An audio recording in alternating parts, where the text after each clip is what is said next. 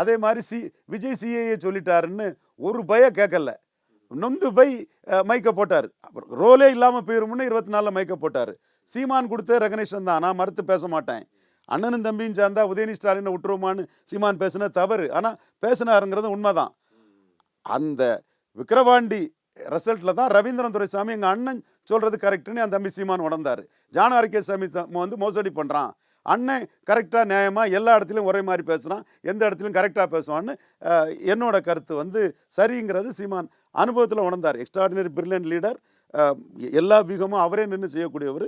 இந்த அரசியல் கணக்கு போலரைசேஷன் தான் வருன்னு நான் சொன்ன கணக்கு தான் கரெக்டு.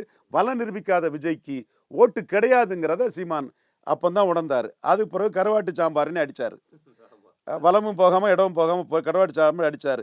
அஜித் அண்ணா பைக்கு, சீமான் சின்ன மைக்கு, அஜித் அண்ணா பைக்கு, சீமான் சின்ன மைக்கு, அஜித் அண்ணா பைக்கு, சீமான் சின்ன மைக்குன்னு விஜயை தூரத்துக்கு போட்டுக்கிட்டு நாம் தமிழர் தம்பிகள்லாம் அஜித்தை விஜய் டீஸ் பண்ணதுக்கே அஜித் அண்ணா பைக்கு, சீமான் சின்ன மைக்குன்னு போட்டு கேட்டாங்க.